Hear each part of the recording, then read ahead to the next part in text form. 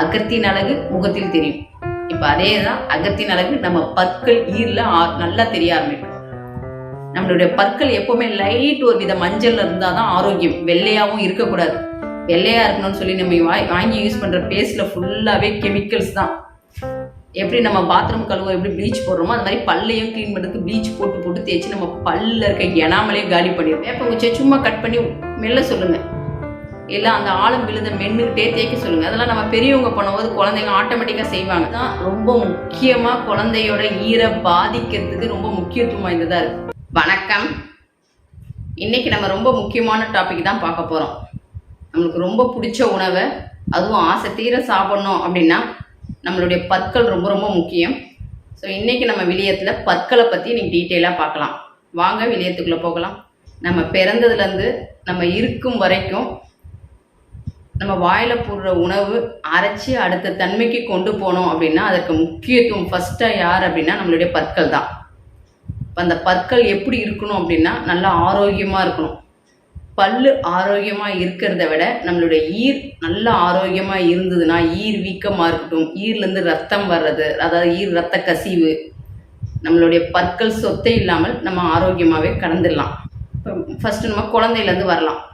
அதாவது பிறந்த குழந்தையிலேருந்து ஒரு 3 வயசு வரைக்கும் குழந்தைகளோட பற்கள் மொத்தம் 20 பற்கள், அதாவது பிரைமரி டீத் அப்படின்னு சொல்லுவாங்க.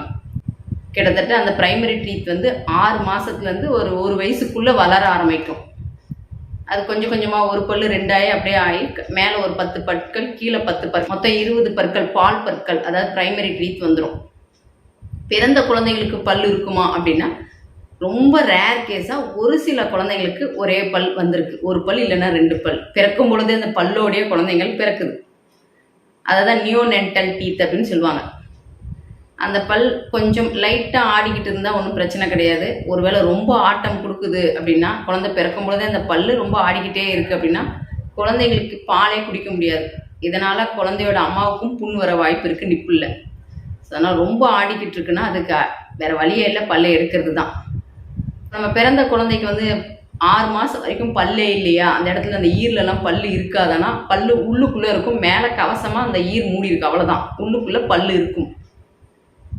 அந்த 2-3 மாதத்துலனா குழந்தைகள் எது இருந்தாலும் வாயில் போட்டு கடிச்சிக்கிட்டே இருப்பாங்க.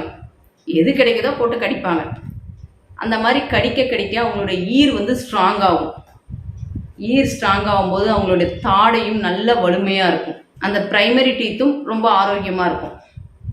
அந்த ஈர் ஸ்ட்ராங்காக இருக்கணும் அப்படின்னா அந்த குழந்தை கடிக்குது பாருங்கள், அது ரொம்ப ரொம்ப முக்கியமானது. அந்த ஈர் பக்குவமாக இருக்கிறது. எந்த அளவுக்கு ஈர் ஸ்ட்ராங்காக இருக்கோ குழந்தையோட வயிறு ரொம்ப ஆரோக்கியமாக இருக்குது அப்படின்னு அர்த்தம். ஆனால் இப்போ இருக்க நிறைய குழந்தைகள் ஒரு 3 வயசு 4 வயசு குழந்தைங்கலாம் முன்னாடி இருக்க பல்லெல்லாம் அரிச்சு போகுது. நாங்கள் இத்தனைக்கும் சாக்லேட்டே கொடுக்கறது இல்லைங்க, தெரியாமல் தான் திருடி தின்றான், அந்தளவுக்கு நாங்கள் ஒரு ஸ்வீட்டே தராமல் பந்துஸாக பார்த்துக்குறோம். ஆனால் ஏன் பல் சொத்தையாக இருக்குன்னே தெரியல. இத்தனைக்கும் பேஸ்ட்டு கூட நாங்கள் பார்த்து பார்த்து தான் கொடுக்குறோம், ஆனால் ஏன் அப்படி அரிச்சு போகுதுன்னே தெரியல அப்படின்றாங்க நிறைய குழந்தைங்களை இப்போ பார்க்குறேன். அதற்கு முக்கிய காரணம் அவங்களுடைய வயிறு அங்கே ரொம்ப கெட்டு போயிருக்கு அப்படின்னு நம்ம உடம்பு பேசுகிற மொழிகள். பல்லு நல்லா இருக்கணும், அதை தாங்குகிற ஈரும் நல்லா இருக்கணும்னா நம்மளுடைய சிறுநீரகம், நம்மளுடைய வயிறு, மண்ணீரல் ரொம்ப ரொம்ப முக்கியத்துவம் வாய்ந்ததாக இருக்குது. அதை சரி பண்ணிங்கன்னா இங்கே நம்மளுடைய பல்லு ஈரெல்லாம் ரொம்ப சூப்பராக இருக்கும். அப்போ பல்லு நல்லா இருக்கணும் அப்படின்னா அந்த குழந்தைங்களுக்கு பிற்காலத்தில் வளர்ந்த உடனே பல்லு நல்லா ஆரோக்கியமாக இருக்கணும் அப்படின்னா சின்ன குழந்தையில, அதாவது இந்த 4-5 மாதத்தில் கடிக்கிற பொருள் ரொம்ப பந்துஸாக பார்த்து கொடுக்கணும். அதாவது இந்த 5-6 மாதத்தில் எதை பார்த்தாலும் வாயில் வைக்கும். ஆனால் இப்போ என்ன பண்ணிடுறாங்கன்னா டீத்தர்னு வந்துருச்சு. ஸோ அதனால் ஒரு சாஃப்டாக சவுக்குன்னு இருக்குது, இல்லை ஒரு ரப்பர் மாதிரி கொடுத்துட்றாங்க. அந்த ரப்பரை போட்டு கடிச்சிக்கிட்டு இருக்கு. இதுதான் ரொம்ப முக்கியமாக குழந்தையோட ஈரை பாதிக்கிறதுக்கு ரொம்ப முக்கியத்துவம் வாய்ந்ததாக இருக்குது. என்னங்க டீத்தர் கொடுக்கக்கூடாதுன்னா கண்டிப்பாக கொடுக்கக்கூடாது. அதற்கு மாற்றாக என்ன மாதிரியான விஷயங்கள் கொடுக்கலாம் அப்படின்னா மரப்பாச்சி பொம்மை. இதை நாட்டு மருந்து கடையில் இப்போ கிடைக்குது. அந்த காலத்துலலாம் எல்லார் வீட்லேயுமே மரப்பாச்சி பொம்மை இருக்கும். ஒரு ஆம்பளை பொம்மை பொம்பளை பொம்மைன்னு இருக்கும். அதை அவங்க என்ன பண்ணுவாங்க, ஒரு புடவை ஒரு சட்டையை சுற்றி சாமி ரூமில் வச்சுருப்பாங்க. ஆனால் குழந்தை வீட்டில் பிறந்துச்சுன்னா அது ஹாலுக்கு வந்துடும், குழந்தைகிட்ட வந்துடும். குழந்தைகிட்ட தான் இருக்கும். எப்போ பார்த்தாலும் அந்த குழந்தைய எடுத்து அது வாயில் வச்சுக்கிட்டே இருக்கும். அந்த மரப்பாச்சி பொம்மையே ஒரு மருத்துவ குணம் வாய்ந்தது. இந்த கருங்காலி மரத்தால் தான் செஞ்சுருப்பாங்க. நீங்கள் அந்த கருங்காலி மரத்துக்கிட்ட போய் நின்னாவே பயங்கர பாசிட்டிவ் வைப்ரேஷன் இருக்கும். நம்மளை சுற்றி ஒரு பாதுகாப்பு கவசம் இருக்கிற மாதிரி ஒரு ஃபீல் இருக்கும். ஏன்னா அந்த அளவுக்கு நெகட்டிவை எடுத்துகிட்டு பாசிட்டிவ் வைப்ரேஷன் நல்லா இருக்கும். அந்த மரத்தால் செஞ்சது தான் அந்த மரப்பாச்சி பொம்மை. அந்த பொம்மையை குழந்தை எனி டைம் கடிக்கும் பொழுது குழந்தையோட ஈர் பயங்கர ஸ்ட்ராங் ஆகுது. ஈர் ஸ்ட்ராங் ஆகுதுன்னா அந்த குழந்தையோட வயிறு ரொம்ப சூப்பராகிட்டே இருக்குன்னு அர்த்தம். ஏன்னா குழந்தை வெளியே வந்த உடனே நம்ம கொடுக்குற உணவு பாலோ ஏதோ ஒரு விஷயம், ஏன்னா வயிறு தான் ரொம்ப முக்கியம். கொஞ்சம் ஏதாவது ஒத்துக்காது கொடுத்தீங்கன்னா பேதியாக்கி விட்டுரும், குழந்தை ரொம்ப பலவீனமாயிடும். ஸோ அந்த வயிறு நல்லா வரும்னா அந்த மரப்பாச்சி பொம்மையை கடிக்க கடிக்க ஈர் ஸ்ட்ராங் ஆகும். ஈர் ஸ்ட்ராங் ஆகுதுன்னா குழந்தையோட வயிறு மண்ணீரல் ரொம்ப சிறப்பாயிட்டே இருக்கும். இந்த குழந்தைக்கு ஏதாவது ஒரு தொந்தரவு வந்தாலும் அந்த மரப்பாச்சியை கடிக்கும் போது குழந்தைக்கு நோய் எதிர்ப்பு சக்தி அதிகமாகும், உடல் கதகதப்பாக வச்சுக்கும், குழந்தைய சுற்றி ஒரு பாசிட்டிவ் வைப்ரேஷன் இருந்துகிட்டே இருக்கும். திடீர்னு குழந்தைங்களுக்கு ஏதோ முடியல, ஏதாவது தொந்தரவு வந்துச்சுன்னா உடனே என்ன பண்ணுவாங்க, அந்த மரப்பாச்சியை தண்ணியில் தொட்டு இந்த ஏதாவது கட்டையில் போட்டு இலைச்சி அதை நாக்கில் தடவி விடுவாங்க. குழந்தைக்கு திடீர்னு சூட்டு கட்டி வந்து உடம்பெல்லாம் பொறி பொறியாயிடுச்சு, அந்த மரப்பாச்சி பொம்மையை தேய்ச்சி அந்த கட்டி மேலே தடவி விடுவாங்க. உடனே அது சரியாயிடும். அந்தளவுக்கு மருத்துவம் வாய்ந்தது. அந்த பொம்மையை கொடுப்பாங்க. அல்லது பல பேர் வழக்கத்தில் இந்த வசம்பு கையில் கட்டுவாங்க. குழந்தைக்கு பேர் வைக்கும்போது வசம்பு நிறைய குட்டிக்குட்டியாக கட் பண்ணி கட்டிடுவாங்க. அது நாட்டு மருந்து கடையிலே கிடைக்குது. அதை கட்டும் போது குழந்தை என்ன பண்ணும், சும்மா எடுத்து அது வாயில் வச்சுக்கிட்டே இருக்கும். அந்த வசம்பு வாயில் வைக்கும் போதும் குழந்தைக்கு வயிறு தொந்தரவு இல்லை வேறு ஏதாவது உடல் உபாதைகளும் சரியாகும். இந்த வசம்பை கடிக்க கடிக்க உடம்பும் நல்லாயிருக்கும், ஈரும் ஸ்ட்ராங்காக இருக்கும். இன்னும் சில வீட்டில் வந்து அம்மணி கொழுக்கட்டை செஞ்சு கொடுப்பாங்க. வெறும் பச்சரிசியை நல்லா காய வச்சு மிக்சியில் கொடுத்து அரைச்சி அதை நல்லா ஜலிச்சுப்பாங்க. நல்லா ஜலிச்சுட்டு அதில் கொஞ்சம் சுடு தண்ணி கல்லுப்பு போட்டு நல்லா நீட்டாக உருட்டிடுவாங்க. இந்த கொழுக்கட்டை செய்வாங்களா அது மாதிரி கொழுக்கட்டை மாவு மாதிரி நீட்டாக உருட்டி சுடு தண்ணி நல்லா கொதிக்கும் போது அந்த கொழுக்கட்டையை போட்டுருவாங்க. அது நல்லா வெந்துடும். வெந்த உடனே ஆறினோடனே குழந்தை கையில் உடச்சி கொடுத்துருவாங்க. குழப்புன்னு தான் இருக்கும். அது கடிக்க கடிக்க அந்த மாவும் உள்ளே போகும், குழந்தையோட ஈரும் ஸ்ட்ராங் ஆகும். இதுதான் அந்த காலத்தில் கொடுத்தது. அதனால தான் அந்த காலத்தில் இருக்கவங்க 100 வயசு 80 வயசு 90 வயசுனாலும் பல்லு ஸ்ட்ராங்காக இருக்குது. ஆனால் இப்போ நம்ம கொடுக்கறது எல்லாமே இந்த சவுக்குன்னு இந்த ஐட்டத்தெல்லாம் தூக்கி போடுங்க. இன்னொரு விஷயம், பால் புட்டியில் நிப்பில் போட்டு எப்போ பார்த்தாலும் குழந்தைங்க அழுகுதா உடனே தேன் நிப்பில் போட்டுடுறாங்க, வாயில் வச்சு விட்டுறாங்க.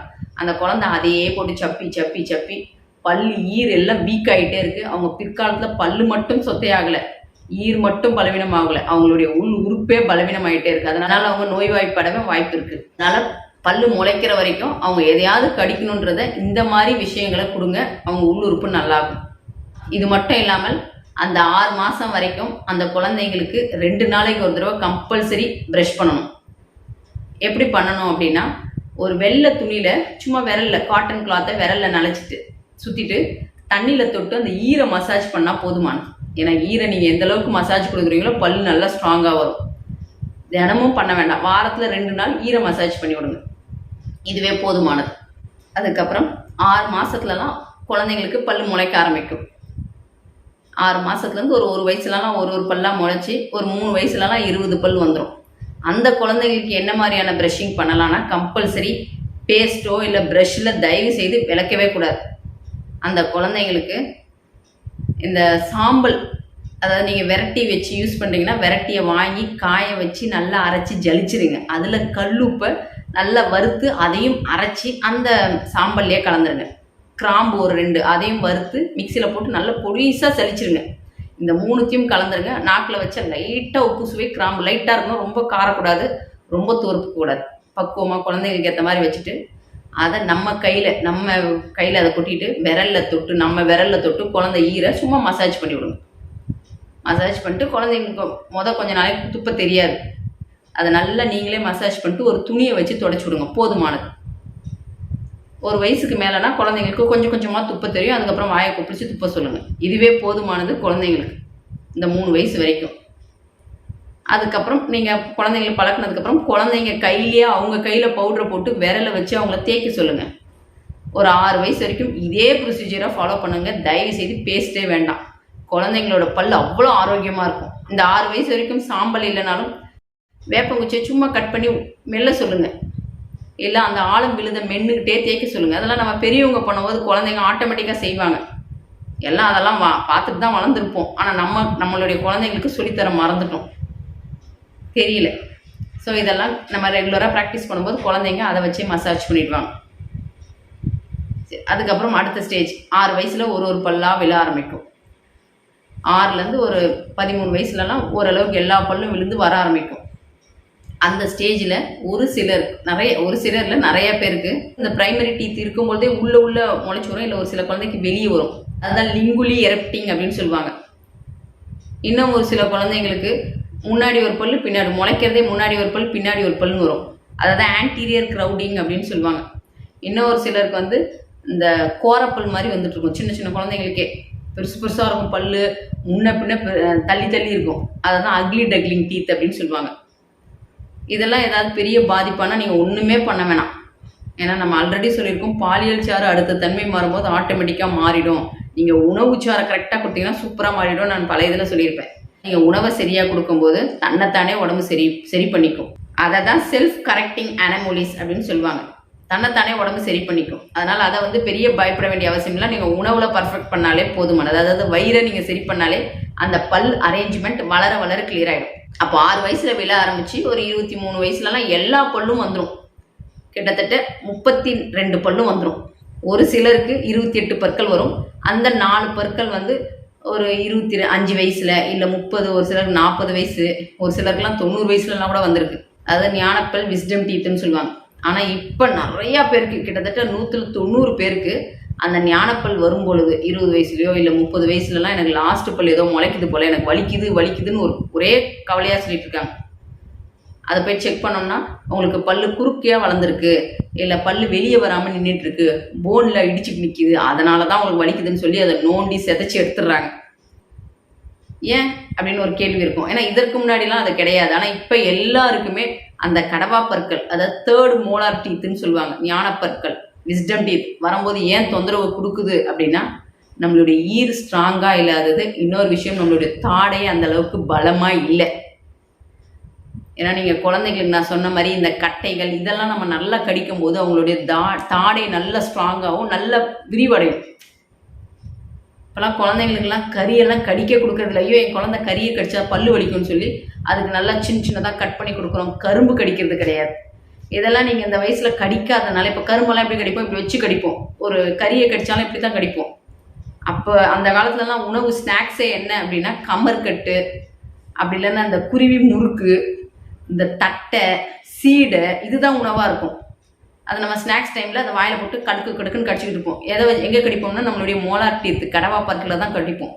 அப்போ அந்த கடிக்கும் போது அந்த தாடை வந்து நல்லா ஸ்ட்ராங் ஆகி நல்ல ஒரு, ஏன்னா நம்ம கடிக்கும் போது எப்படி கடிப்போம்னா நல்ல வாயை தாடையை மேலேயும் கீழே நல்லா அசைப்போம்.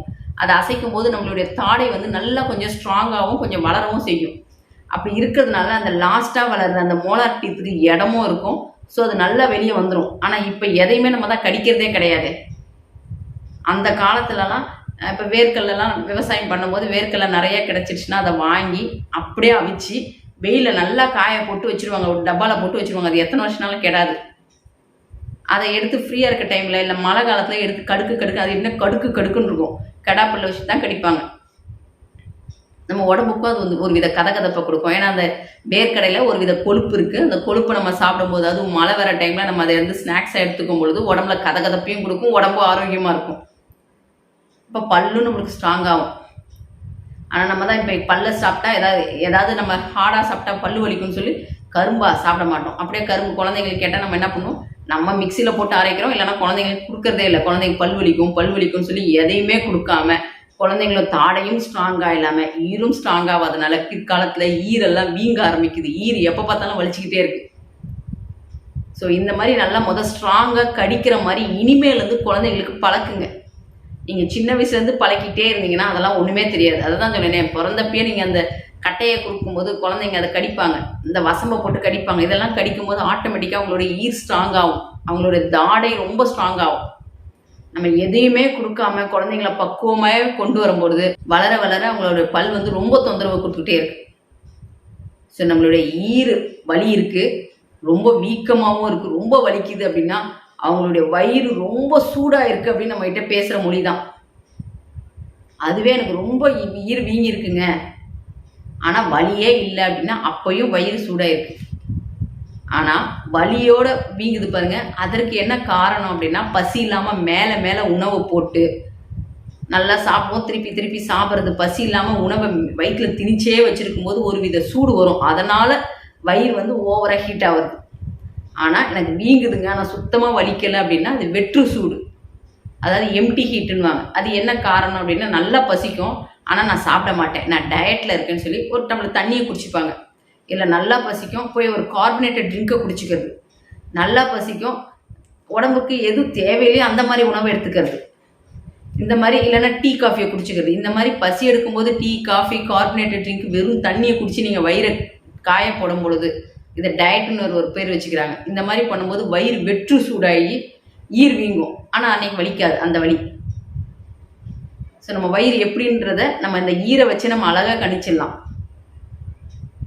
இன்னும் ஒரு சிலர் பார்த்துருப்பீங்க, ஈரு இந்த பல்லெல்லாம் ஒரு வித சாம்பல் கலரில் இருக்கும். நார்மலாக இருக்க லைட் எல்லோ கலர்லேருந்து சாம்பல் கலருக்கு மாறும்.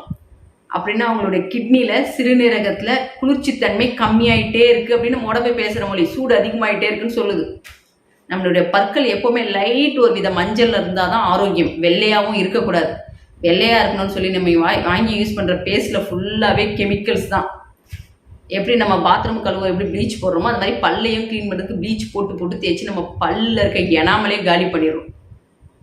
அந்த எனாமல் அப்படின்ற ஒரு உள்ள டென்டின்ற பகுதி வந்து எல்லோ கலரில் தான் இருக்கும், மஞ்சள் நிறத்தில். அது எனாமல் அடர்த்தி அதிகமாக இருந்தால் நம்மளுக்கு அந்த டென்டின் வெளியே தெரியும் போது லைட்டாக இருக்கும், லைட் மஞ்சளாக தெரியும். எனாமலின் திக்னஸ் கம்மியாக இருக்குது, ரொம்ப அப்படியே கண்ணாடி மாதிரி பளபளன்னு இருக்குது அப்படின்னா அந்த டென்டின் பகுதியோட மஞ்சள் வந்து ரொம்ப அடர்த்தியாக தெரியும், பல்லு ரொம்ப மஞ்சளாக இருக்கிற மாதிரி தெரியும். ஸோ அதனால் பல்லு லைட் எல்லோவாக இருக்கிறது தான் நல்லது. ஆனால் சாம்பலாகுதுன்னா நம்மளுடைய கிட்னியில் சூடு கம்மியாயிட்டே இருக்குது அப்படின்னு அர்த்தம். அதுவே பல்லு வந்து ரொம்ப காஞ்சி போயிருக்கு, ட்ரையாக இருக்குன்னா அங்கேயும் கிட்னியில் சுத்தமாக தண்ணி இல்லை, நம்ம உடம்பு பேசுது காஞ்சி போயிடுச்சு அப்படின்னு சொல்லுது.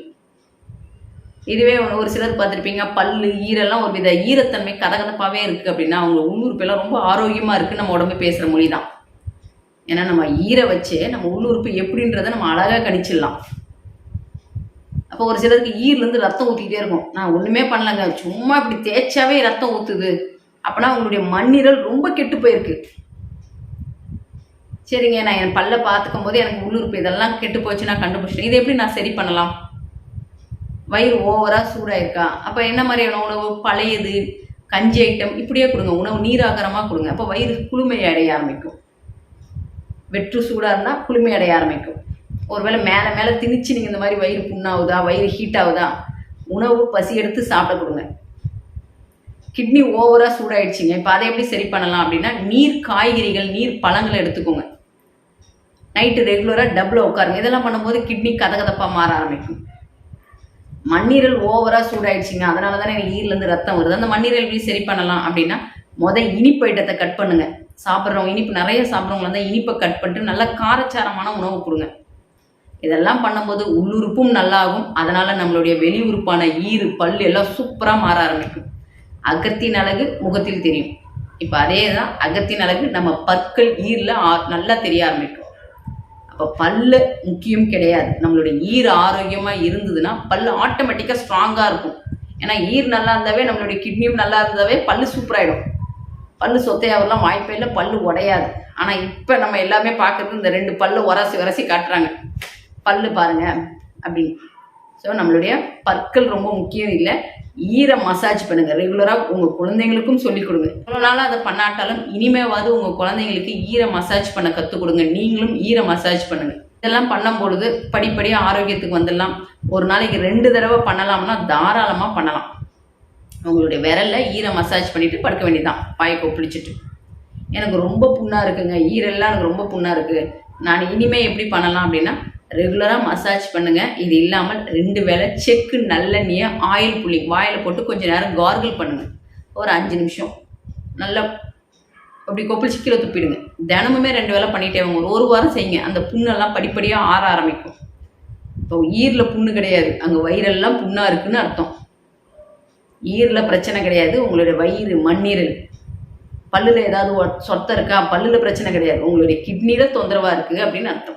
அதெல்லாம் சரி பண்ணும்போது படிப்படியாக உங்கள் பல்கள் ஆரோக்கியமாக இருக்கும். அடுத்த விடயத்தில் வேறு ஒரு புது டாப்பிக்கை நம்ம பார்க்கலாம். நன்றி.